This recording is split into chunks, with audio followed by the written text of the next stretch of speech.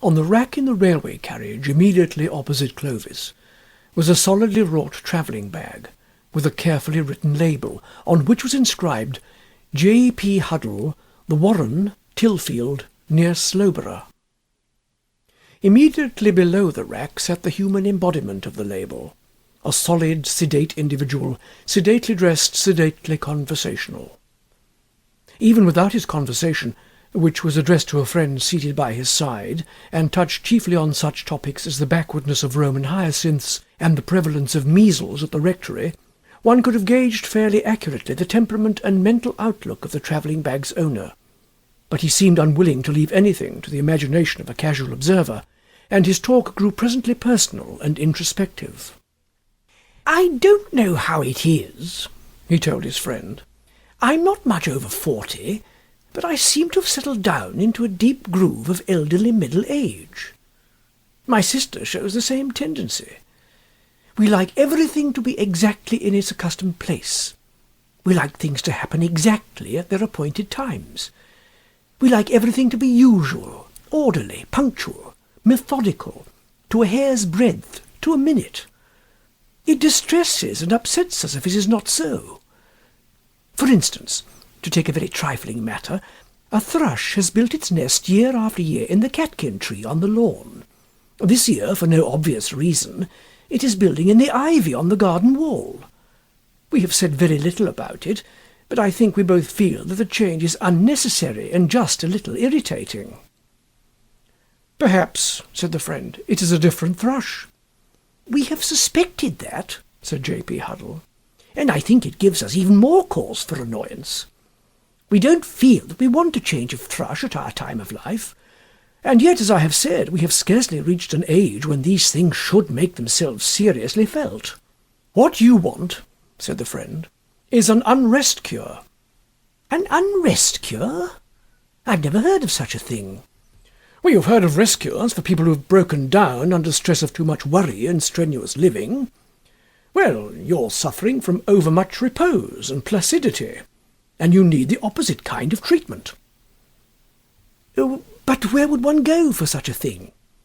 "Well, you might stand as an Orange candidate for Kilkenny, or do a course of district visiting in one of the Apache quarters of Paris, or give lectures in Berlin to prove that most of Wagner's music was written by Gambetta. And there's always the interior of Morocco to travel in.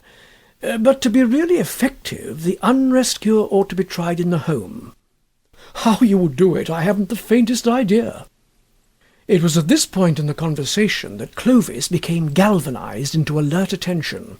After all, his 2 days' visit to an elderly relative at Slowborough did not promise much excitement. Before the train had stopped, he had decorated his sinister shirt cuff with the inscription J. P. Huddle, The Warren, Tilfield, near Slowborough. 2 mornings later, Mr. Huddle broke in on his sister's privacy as she sat reading Country Life in the morning room. It was her day and hour and place for reading Country Life, and the intrusion was absolutely irregular. But he bore in his hand a telegram, and in that household telegrams were recognized as happening by the hand of God. This particular telegram partook of the nature of a thunderbolt. "Bishop examining confirmation class in neighbourhood, unable to stay rectory on account measles, invokes your hospitality, sending secretary, arrange." "I scarcely know the bishop. I've only spoken to him once," exclaimed J.P. Huddle, with the exculpating air of one who realizes too late the indiscretion of speaking to strange bishops.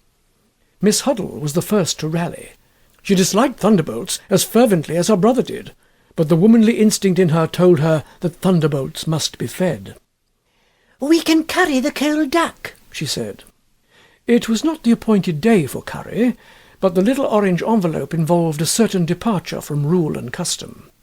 Her brother said nothing, but his eyes thanked her for being brave. "A young gentleman to see you," announced the parlour-maid. "The secretary," murmured the Huddles in unison.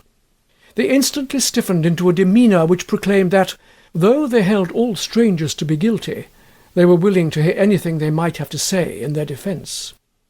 The young gentleman who came into the room with a certain elegant haughtiness was not at all Huddle's idea of a bishop's secretary. He had not supposed that the episcopal establishment could have afforded such an expensively upholstered article, when there were so many other claims on its resources. The face was fleetingly familiar. If he had bestowed more attention on the fellow traveller sitting opposite him in the railway carriage 2 days before, he might have recognized Clovis in his present visitor.